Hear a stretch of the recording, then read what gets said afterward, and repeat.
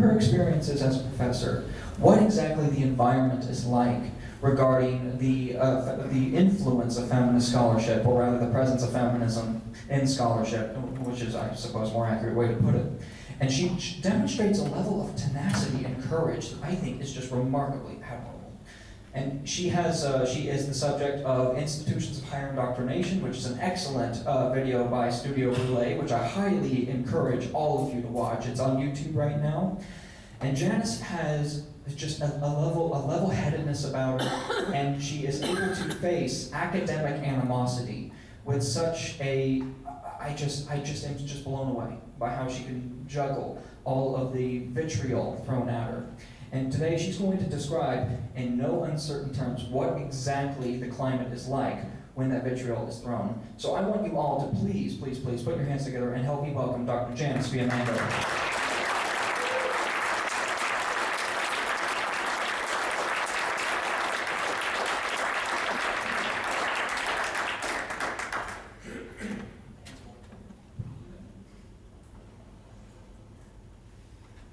Well, thank you very much, Sage. That was probably the best introduction I've ever had, so I'll be flying on that for quite a while. And I would like to say also that it is really such a great honor to share the stage with some of my heroes, especially Karen Strawn and Paul Elam. So pleased to be here with you. And Jonathan, your speech was just so informative. Really so helpful. I'm speaking about what I know about academic feminism from the inside, and I've spoken on a few previous occasions. One mainly about why women's studies, I think, shouldn't be an academic discipline at all. Because it teaches ideology rather than an academic subject. And that seems to me quite obvious that an academic subject should pursue truth and should approach the subject from a variety of viewpoints, or should entertain a variety of viewpoints, which women's studies or gender studies or whatever you call it clearly does not do. And I've also spoken about how feminists and their allies in the academy, despite their stated commitment to equality, act in an oppressive, totalitarian manner, for example, by shutting down men's issues clubs when they try to form. Quite astounding, really, to think that a number of students who want to get together, sometimes women, mostly men, who want to get together and talk about their experiences as men, and because they don't want to talk about those experiences within the feminist framework, feminists feel that it is their right to deny them the right to form a club. And then they're outraged when people point out that they're behaving poorly. On those occasions, when I've actually been able to give my talk, I've been criticized even by friends of the men's rights movement for using the term feminism unmodified. And people would say, well, there are many varieties of feminism, and I should clarify that I mean radical feminism, or ideological feminism, or rape crisis feminism, to distinguish it from equal rights feminism. And I guess that's fair enough, though I would like to say that precious few of these equal rights feminists seem to live in the academy, or at least to speak out loudly on behalf of fairness. For this talk then, I thought, well, maybe I should clarify up front what my particular concern is and what sort of feminism I'm criticizing. And indeed, I am in favor of equality. I want to work for a society in which men and women both flourish. and in which men and women have equal opportunities, and in which the inherent dignity of both sexes is affirmed. So the subject of my talk today is what I would call theofeminism, which even more than a cherished ideology strikes me as religious in its essence, especially as it pertains to the question of faith. There's a famous passage in the New Testament, in the Gospel of John, when Jesus comes to visit his disciples after his crucifixion in his resurrection form. And he comes to them and shows them the marks in his hands and in his feet. And one of the disciples, Thomas, who wasn't there on his first visit, sees him, and he's been told by the other disciples that Jesus came. And he sees this guy who doesn't really look like Jesus anymore, and he doesn't believe it's Jesus, so he demands to see the marks. And once he sees them, he calls Jesus, my Lord, my God, my Lord, my God. And Jesus says to him, well, now that you have seen, you believe. But blessed are they who have not seen, and yet they believe. So it's about believing without evidence, which of course is the nature of faith. So this emphasis on belief without evidence seems to me is at the center of a lot of recent feminist discussion around sexual assault, the safety and security of women, rape culture, and so on. In this version of theofeminism, it's not enough for women to be treated equally under the law and valued equally in society. Theofeminists insist that women must be believed absolutely, and especially their stories of aggression, sexual violence, oppression, and discrimination must be believed in. So asking for proof or expressing skepticism or criticism, even just asking questions for clarification, all of those tend to be regarded as forms of apostasy, deserving at least harsh rebuke, if not shunning and other punishments. Like other proselytizing faiths, feminism wants to spread its belief system throughout the society, converting others to its point of view by coercion, if necessary. And what happens to heretics and blasphemers at the hands of theofeminists is often quite horrifying. So that's what I mean when I refer to feminists in this talk, those who insist on absolute faith in a woman's word. The big news this past week in Canada was the firing of a popular radio host of the program Q. I don't know how many of you have heard about this. From the CBC. This is, Q is the flagship program of the taxpayer-funded Canadian Broadcasting Corporation. Jian Ghomeshi, the 47-year-old interviewer, has been fired over what in a former era might have been called a sex scandal, but in our present time is clearly a sex abuse scandal.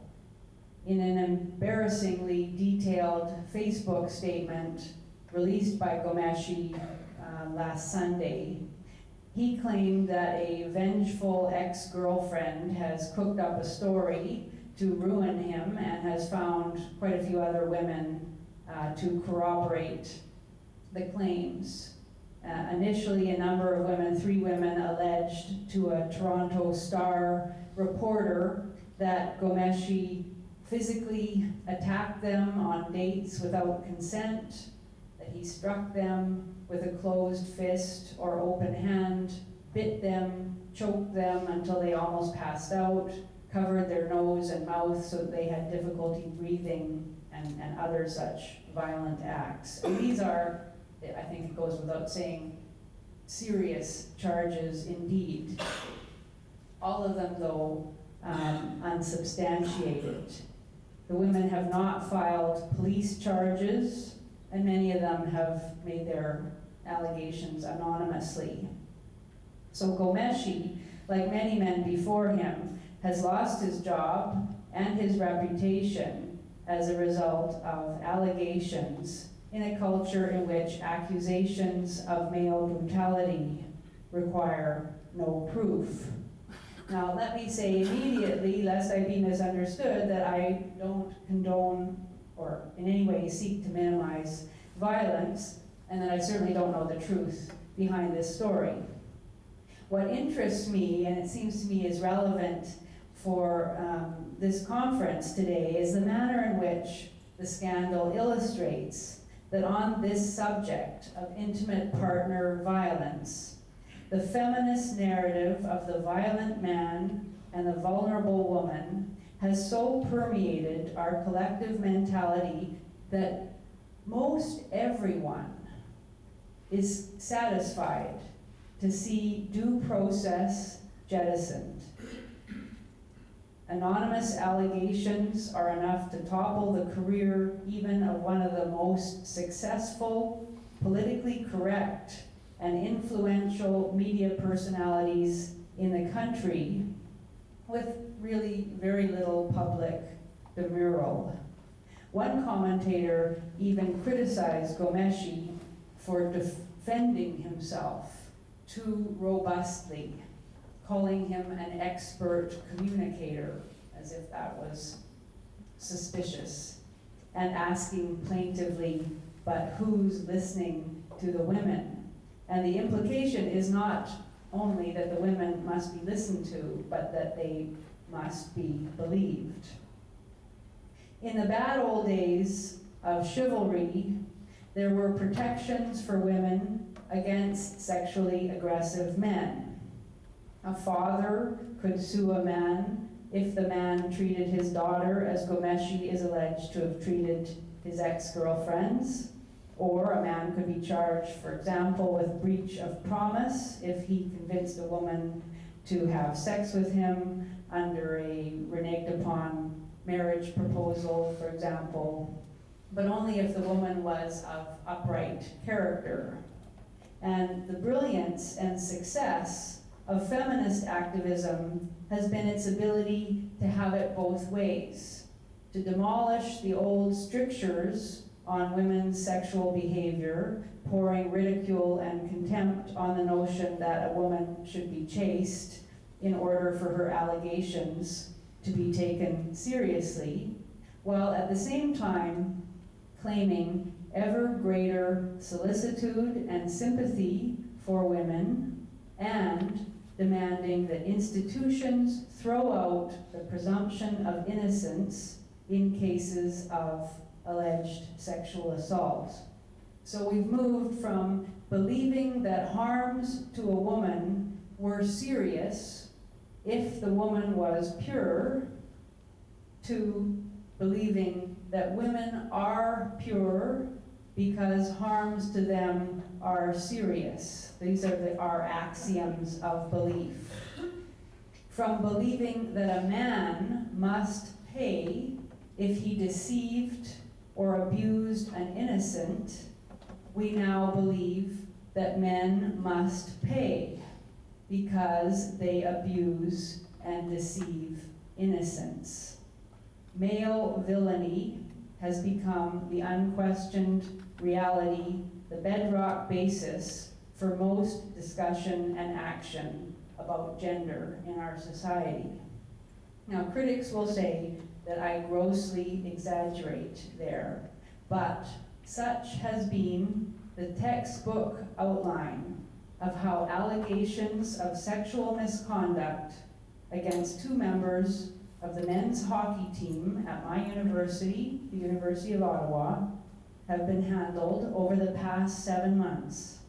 And this case has unsettling parallels to the Duke lacrosse team travesty of 8 years ago, when university administrators, professors, and activists, as Jonathan told us, piled on to denounce white male privilege long before the facts were known about the situation, and even after the charges were shown to be bogus, the denunciation of the men continued. And that was because believing the victimized and therefore pure woman had become an act of faith.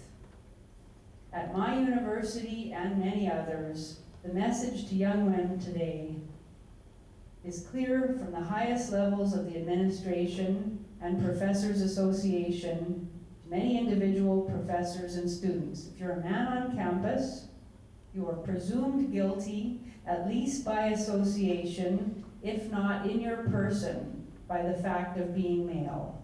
All it takes is a charge of sexual violence. Equality before the law, the right to fair treatment and due process, consideration of individual dignity, none of these operates at universities today under the reign of feminist orthodoxy.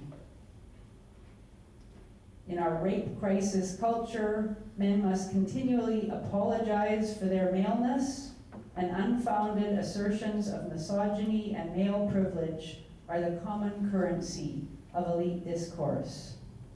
So I want to tell you a little bit about this incident at the University of Ottawa.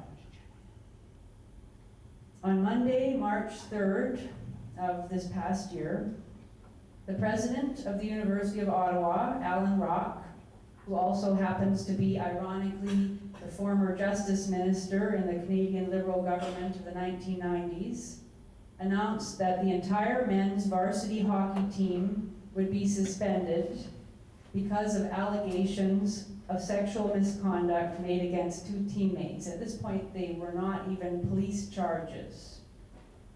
The police have since charged these 2 individuals. While police were investigating a third-party charge of what appears to have been an alcohol-fueled hookup gone bad in Thunder Bay, Ontario, President Rock indicated that the whole team, even those who were not alleged to have been involved in the incident, and even those who weren't even in Thunder Bay at the time of the incident, the whole team was in serious trouble. In a press release of breathtaking bafflegab and smarmy self-contradiction, he stated that, quote, while the allegations have not been proven, they, quote, point to a need for a broader conversation and, quote, raise troubling questions about attitudes and behavior. Now, how a mere allegation could point to anything other than its own indeterminacy, he didn't explain, and clearly felt that he didn't need to explain. The mere allegation was enough. And President Rock later extended the suspension of the team to the entire 2014-15 season, citing, quote, disreputable conduct and, quote, an unhealthy climate surrounding the team. What that conduct was exactly, there was a private investigation that was never published, carried out by the University of Ottawa. What the conduct was, all that was ever mentioned publicly was alcohol consumption. Whether it extended to every team member or only to some, it's never been made clear.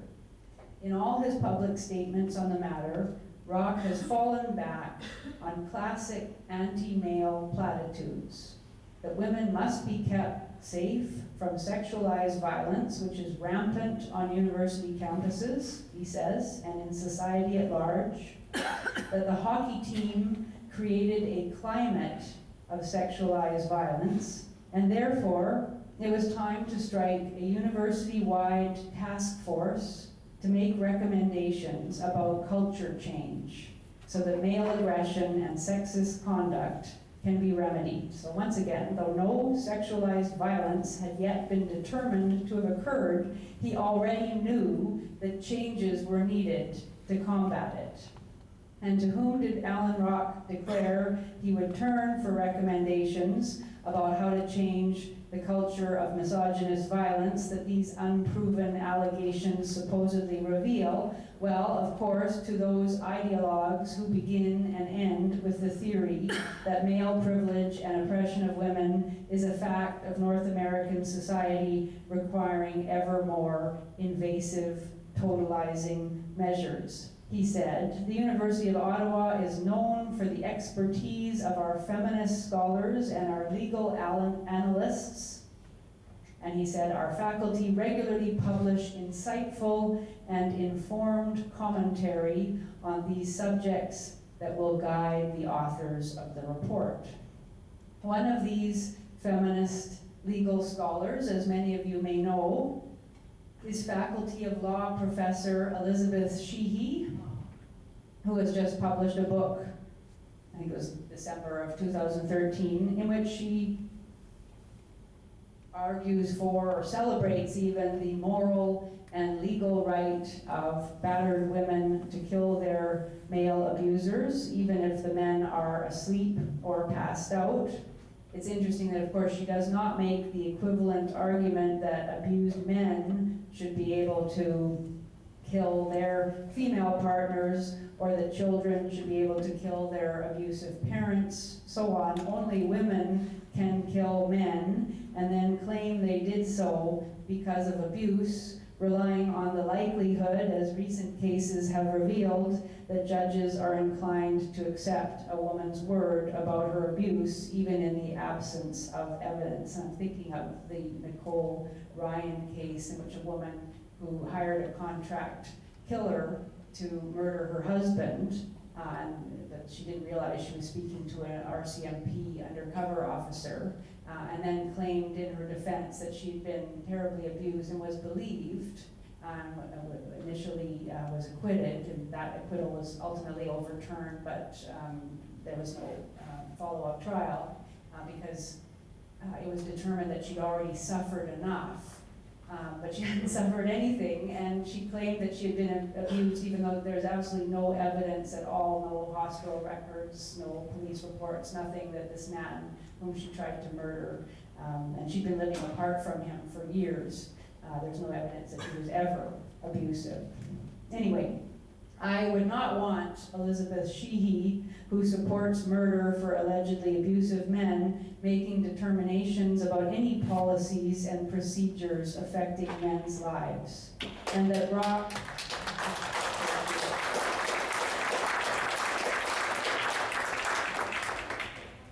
that Alan Rock boasts about his reliance on feminist authorities like Sheehy guarantees that the task force's recommendations will be more concerned with vindicating women's perceptions than with securing men's legal rights.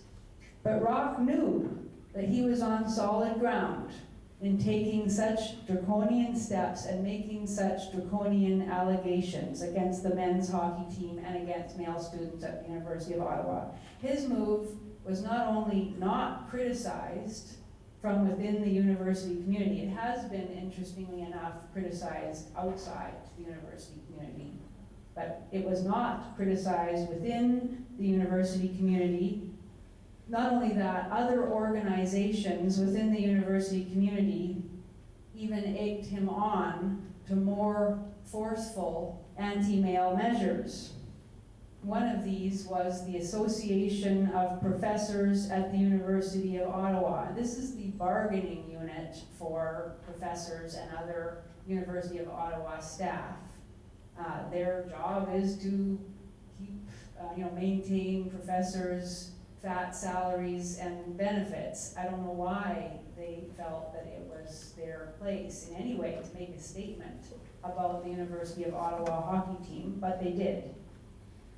They made a statement on March 6th, just a few days after Rock's public statement, and it was called Rape Culture, Misogyny, and Sexism on Campus.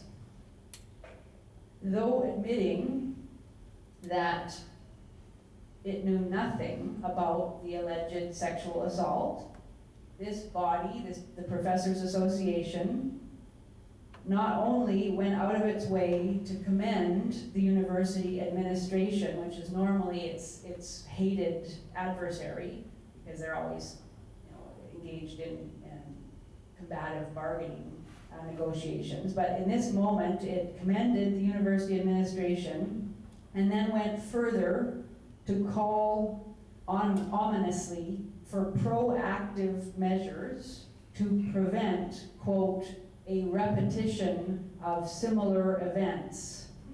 So even without knowing what went on or whether anything at all had gone on, the APUO was sure it knew what had gone on. Thus, the body encouraged the administration, quote, to look into the root causes of the problem and, quote, hoped that the university administration would take all the necessary steps to address this situation in the strongest possible way as the details emerge.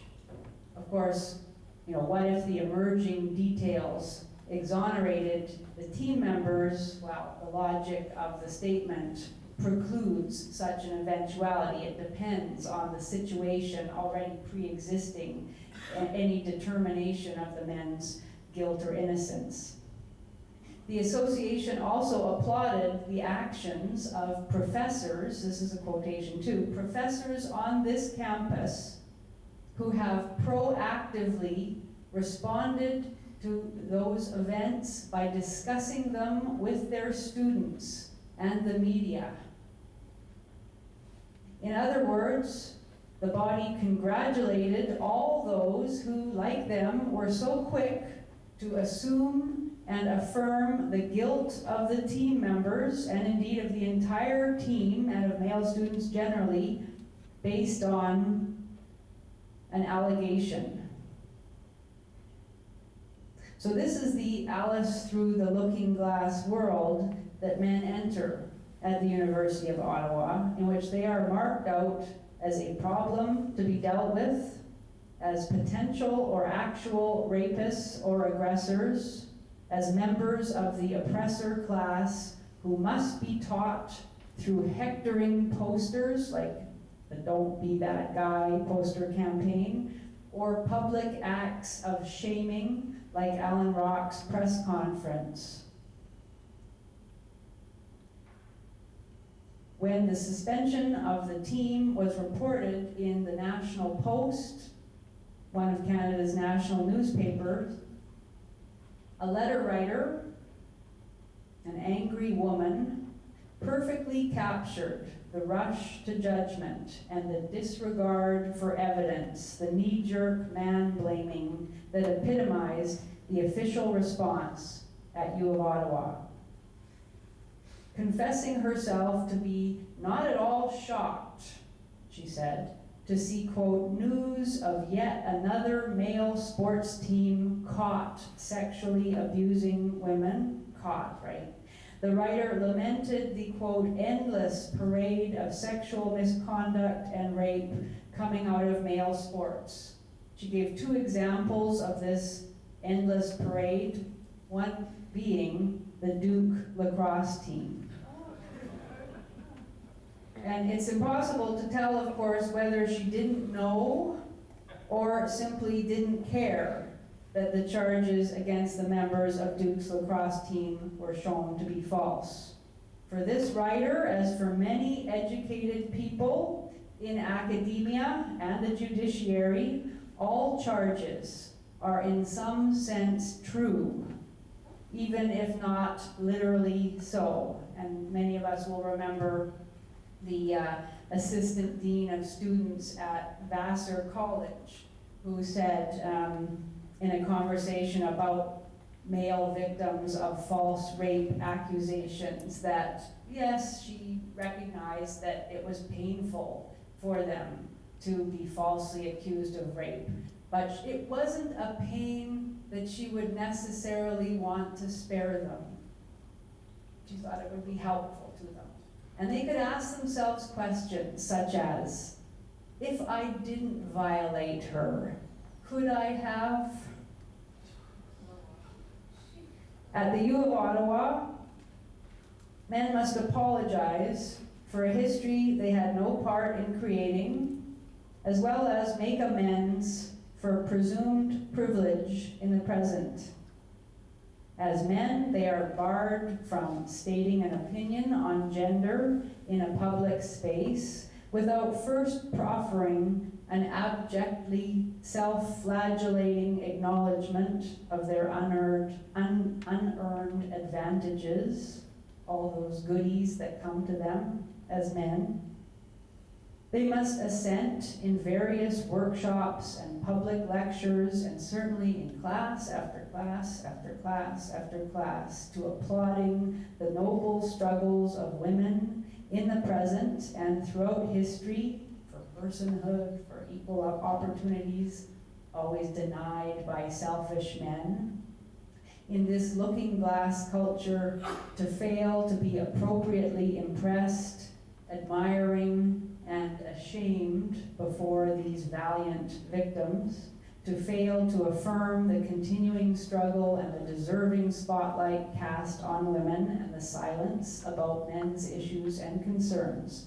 To fail all that is to show oneself a churlish brute at best, deserving of contempt by all respectable people.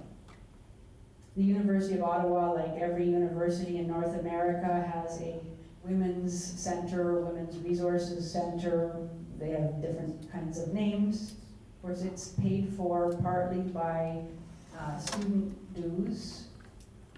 And the Resources Center at the University of Ottawa has on its website a glossary of terms. And one of those terms is privilege, which it defines as special rights, advantages, or immunity granted to or assumed by certain groups and considered by them as their right. In Canada, privilege is often granted to those who are white, to those who are heterosexual, and above all, to those who are white, heterosexual, and male. Because of that privilege, the Women's Resources Center affirms, it has a frequently asked questions page, and it's sort of encouraging, I guess, in a way that this is a frequently asked question. It affirms on that page that men don't require a men's resources center. And you can bet that any attempt by men to establish a men's resources center would be opposed by the Women's Resources Center. Men don't require a men's resources center. Why? Because every space on the university campus in a patriarchal and sexist society is already a man's space. And they quote workplaces, classrooms, dorms, the streets, etc. Workplaces where men, of course, often face affirmative action measures that guarantee that not only can women and people of color not be passed over, but must be granted the job ahead of equally or even better qualified men. Classrooms where feminist professors propound their worldview. The streets, the vicious ignorance of such a comment about the streets being men's places simply takes one's breath away. I wonder if the righteous person who penned this statement ever thought about the number of men attacked on streets. But it's clear she doesn't think about men. Men aren't her concern. All she can see is this myth called male privilege. Of course, one can ask the obvious questions. How is it male privilege to be the only group in our society that can be publicly mocked with impunity? How is it male privilege that affirmative action measures exist to deprivilege men? How is it male privilege that men's numbers at university, as we've already heard, of course, are significantly lower than women's and declining over time, while special scholarships and bursaries continue to be offered to women to increase their numbers? How is it male privilege that groups of men and women who want to form men's issues clubs are routinely denied that opportunity by their censorious student unions? On the grounds, as at Queen's University in Kingston, that they, quote, publicly undermine feminism. We talk about a privileged ideology, that it can't be attacked at university. How is it male privilege to live with the knowledge that you can be charged retroactively with rape if your female partner changes her mind? How is it male privilege that male students trying to attend a talk by Warren Farrell, as Jonathan also mentioned, are prevented from getting in the door and called effing scum over and over again by apoplectic students? I mean, I'm not so upset about that, because I think when people are in groups, their passions do run away from them. What is the real evidence that there is no such thing as male privilege is the fact that not one university official publicly condemned the incident or offered an apology or disciplined the abusive students. If it had happened the other way around, and there was a feminist speaker talking about how to make the school system serve girls and young women better, and a bunch of anti-feminists had prevented young women from attending that talk, would have been front page news, and the University of Toronto would be falling all over itself to declare that it had no part in that, it would make sure that that never happened again, and not a peep from the University of Toronto. And of course, how is it male privilege that the term itself is an expression of abuse successfully used by ideologues to shame men and deny them the right to speak about their experience? Finally, how is it male privilege that all of the contributions by men to our society, both throughout history and in the present day, are consistently and deliberately downplayed by feminist ideologues to suggest that men's role in the world and families is a mainly negative, destructive one, and that the creative, the nurturing, the productive, the healing, the restorative, the protective, the constructive, the brilliantly inventive capacities of men don't deserve emphasis.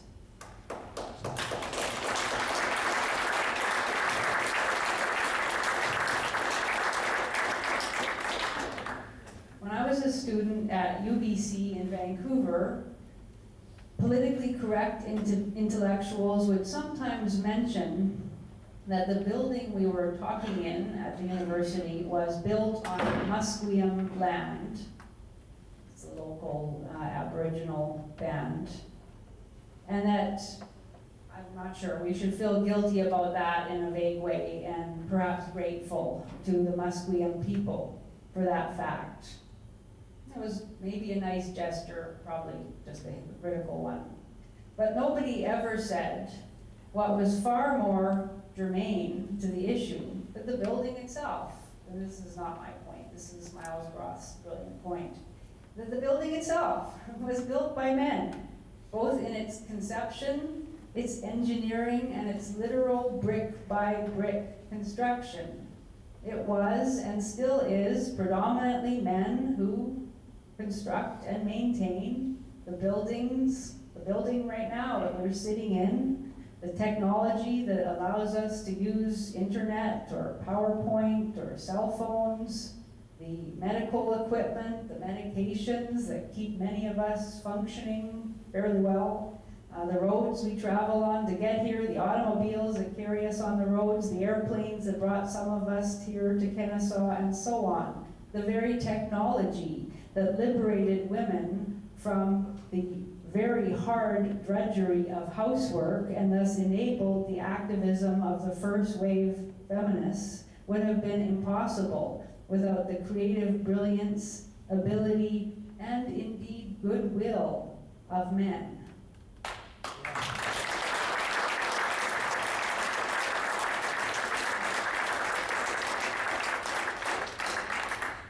But it has to be passed over in silence, because it would muddle the fiction of pure victimhood and the evil patriarchy. Now, of course, as many of us in this room will agree, that it's long past time that all of these falsehoods of omission and commission be challenged. And that's the exciting and difficult part to speculate about and plan about. It's not going to be easy when universities are dominated either by aggressive ideologues or by many who are not really ideologues but are passively complicit with feminism or just too cowed to challenge it.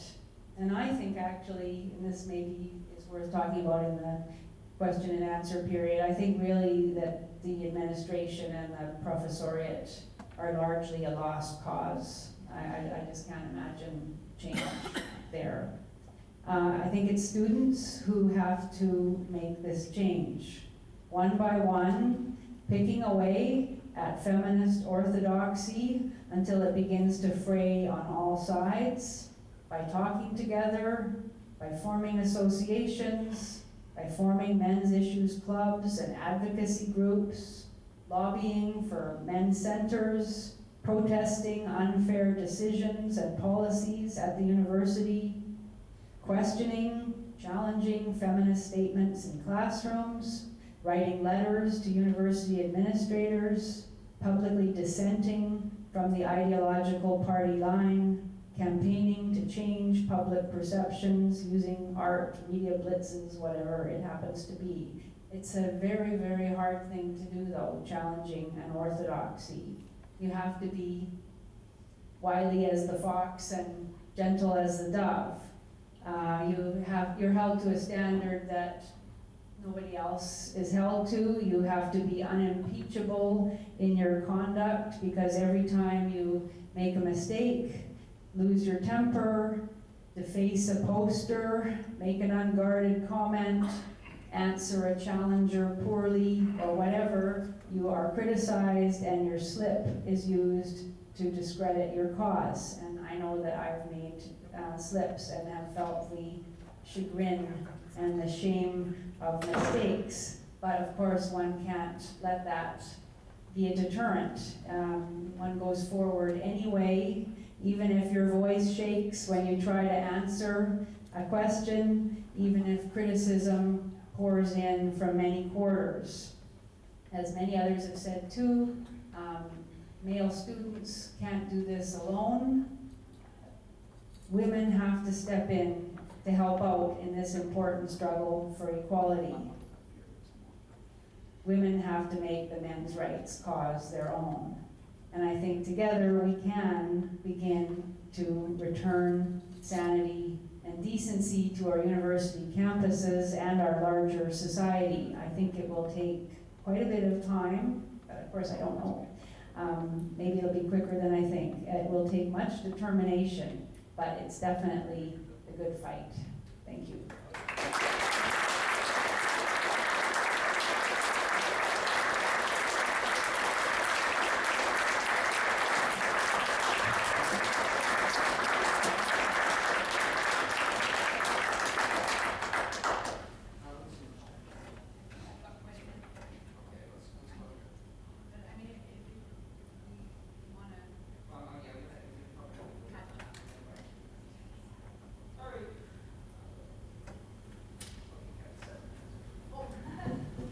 Okay, so we're just going to go for a 15-minute Q&A. Everybody ready? Come on up.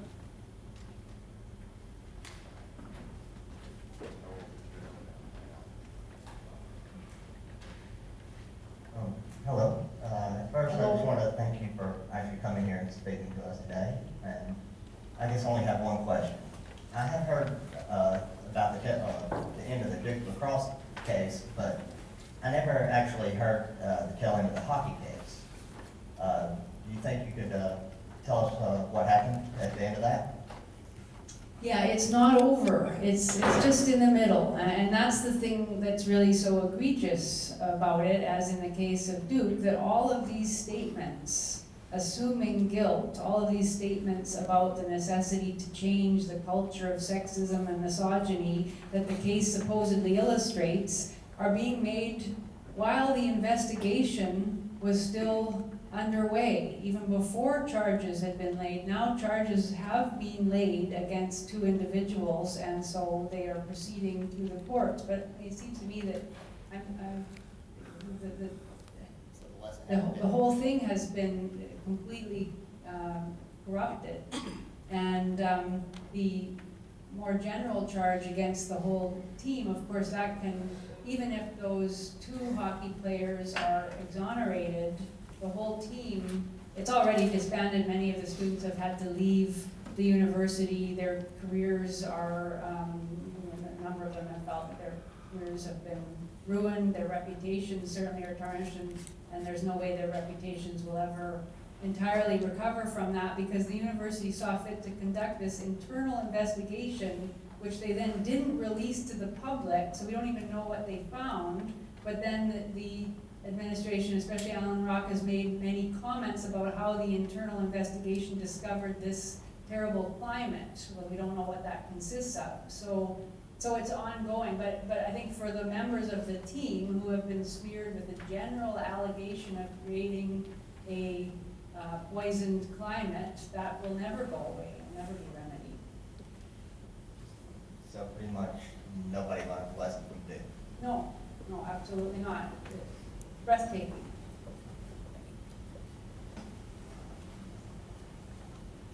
Thank you, Professor, for being here. Just wanted to ask, it seems from your comments that, and from some of the comments about the Duke case, that a lot of the antipathy seems particularly intense when directed towards male athletic teams. In addition, not only those things, but for instance, a number of decades ago, there was a myth about Super Bowl Sunday. Yes, And the number of rapes was supposed to have gone up exponentially, or the amount of domestic abuse went up exponentially on Super Bowl Sunday, and that was then I wonder if that might be a type of, in athletics, for instance, is an area in which might be a safe haven for masculinity in terms of you're free to be rough and tumble instead of just in a quiet classroom, as the professor was mentioning earlier. Would you agree with that, or is there any scholarship as far as that goes? Yeah, I don't know, there probably has been scholarship about cultural perceptions of male sports, but I would say, yeah, probably it is, in a way, the culture of sport epitomizes everything that feminists most dislike, and so therefore, this knee-jerk assumption that male athletes are particularly prone to all of the evils that are ascribed to men in general, that is not surprising. So my question is, how do we actually create a male-dominated space? As I've tried to enter several of them across the country, it tends to set the issues of men's aside so that we can criticize feminism instead of actually talking about the issues. Like today I thought we would talk more about what's actually happening to men, but it seems we're talking a lot about feminism.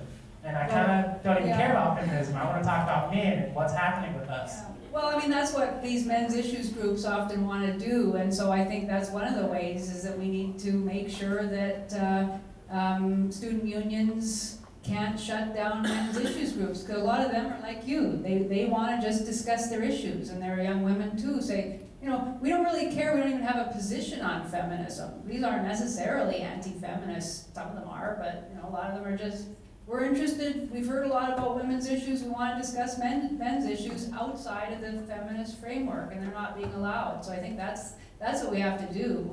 We have to stop forbidding that. But as for why I talk about feminism, is because it seems to me this is one of the issues that's happening to men. It is feminism, and that it's damaging men in really serious ways.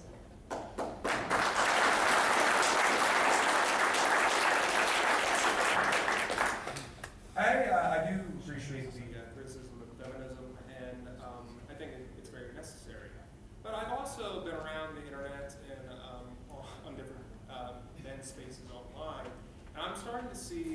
there is an ideology forming around that with masculism, red pill, and whatnot. My question would be, in trying to gain an institutional presence, what is it about the nature of gender issues that tends to lead to the development of ideology, and how do we prevent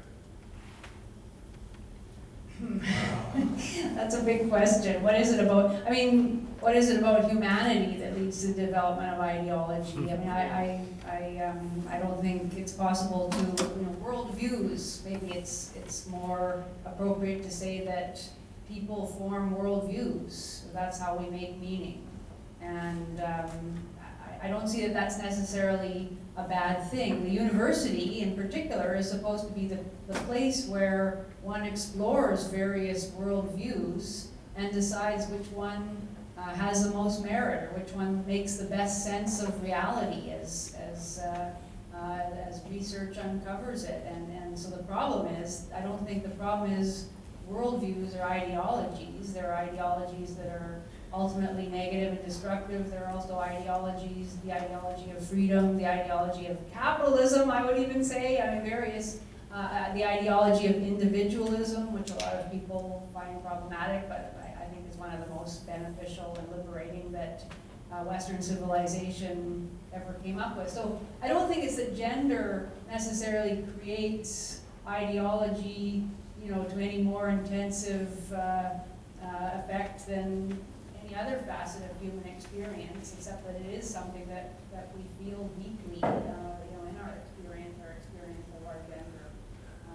But I tend to think that the reason that we're in the pickle that we're in right now is partly because feminist ideology has been so intransigent in preventing the kind of initially very supportive objections of a man like Warren Farrell, who was a feminist and just said, I don't quite agree with you here, and he got kicked out of it. So, so now we're at the impasse that we're in.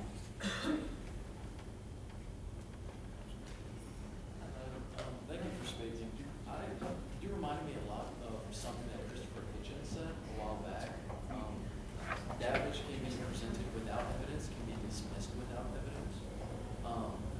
As for these people that are making these false allegations, if it turns out to be false in the Hockey case and for the lacrosse case, what can we do as a society? Because I understand that we have laws that state that defamation of character is illegal. Now, obviously charges are not going to be pressed because that would cause a crap scheme. And I'm just trying to figure out, how do we hold these people accountable for throwing around serious allegations that ruin people's lives? Mm-hmm. Yeah, well, I mean, the fact of the matter is that in the Duke case, professors managed to get away with it. There's a fellow named K.C. Johnson, I think, who had a blog about the Duke case over many years, and he's actually traced the careers of these various professors, that even after it was revealed that the charges were baseless, and refused to apologize or retract, and went on to even better positions at other universities, went into positions of higher authority and administration. So, I don't know. I mean, as long as we live in a culture in which it is perfectly acceptable for these kinds of allegations to be thrown around, men's lives at university are at risk in serious ways. Their reputations are at risk of being ruined. And I don't know. I think we just have to, I mean, I've written to Alan Rock on numerous occasions, and he never writes back. But I guess if he got a firestorm of letters, he must feel that he can act with impunity, and it seems that he is acting with impunity. And I think that if he got hundreds more letters criticizing his actions than he must be getting from people who affirm what he's doing, that he would perhaps act differently. I think we just have to let people know that we're not okay with that kind of defamation. 3 minutes. Okay. Well, I guess this is the last then. All right, good seeing you again. Great hearing your words again. Words of wisdom. I'd like to point out a couple of things. Is the microphone off? Is that better? Yeah, good. I can hear. Switch it on. It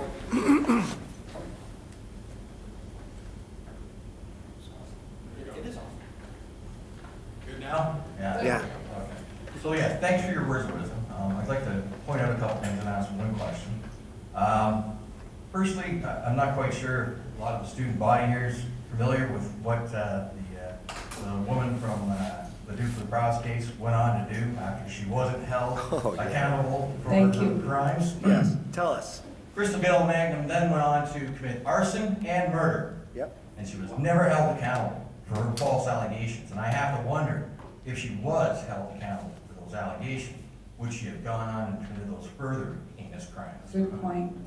I'd also like to point out to the student body, remember some wise words by Walt Whitman: re-examine all you've been told, dismiss what insults your soul.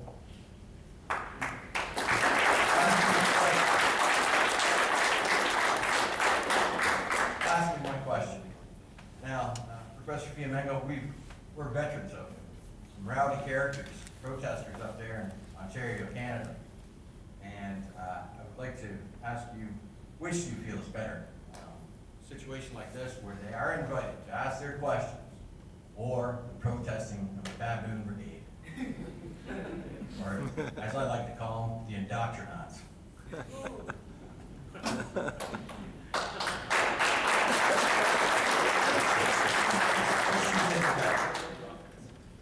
I like the protest, actually.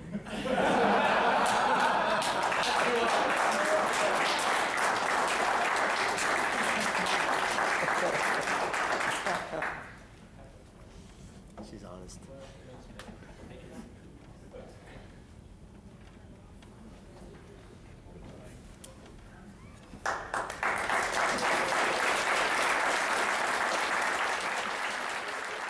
Okay, one more hand for Janice Fiamengo, everybody.